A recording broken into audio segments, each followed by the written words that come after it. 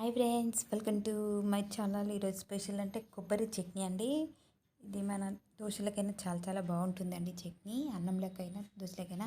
మరి ఎలా తయారు చూద్దామా? స్టవ్ ఆన్ చేసి కడాయి పెట్టుకుని దానిలో 2 స్పూన్ల ఆయిల్ వేసుకోవాలి.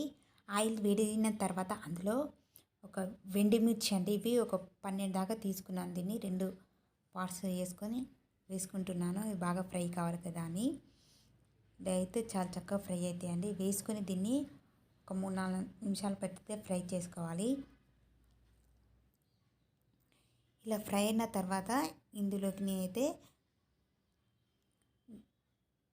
చింతపండు వేసుకుంటున్నానండి. చింతపండు అనేది విడివిడిగా తీర్చి వేసుకోవాలి. ఇలా వేసుకొని ఒక 2 నిమిషాల పాటు దీన్ని ఫ్రై చేసుకోవాలి. ఇలా ఫ్రై చేసుకొని దీన్ని అయితే చల్లార పెట్టుకోవాలండి. తర్వాత ఒక మిక్సీ జార్ తీసుకుని అందులో సన్నగా కట్ చేసుకున్న కొబ్బరి ముక్కలు వేసుకోవాలి.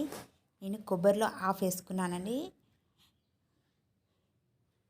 ఇలా వేసుకున్న తర్వాత దీనిలోకి 5-6 వెల్లుల్లి, 1 స్పూన్ జీలకర్ర, ముందుగా ఫ్రై చేసి పెట్టుకున్న ఎండుమిర్చి,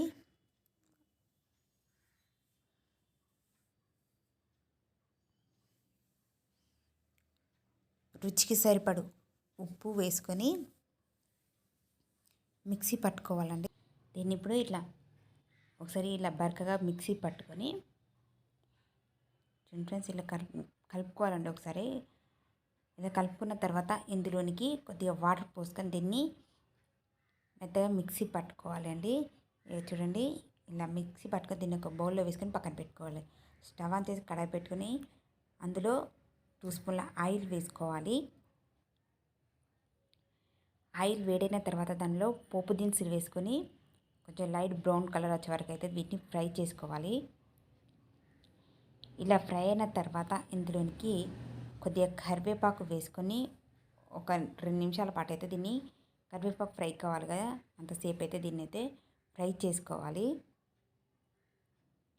ఇలా ఫ్రై అయిన తర్వాత దీన్ని ముందుగా ప్రిపేర్ చేసి పెట్టుకున్న కొబ్బరి చట్నీలో వేసుకొని కలుపుకుంటే మనకి ఎంతో రుచికరమైన కొబ్బరి చట్నీ అనేది రెడీ అవుతుంది. ఫ్రెండ్స్ కొబ్బరి చట్నీ ఎలా తయారు చేయాలో చూసారు కదా. మరి ఈ వీడియో మీకు నచ్చినట్లయితే మీరు కూడా ట్రై చేసి ఎలా ఉందో కామెంట్ సెక్షన్లో తెలియజేయండి. Thank you for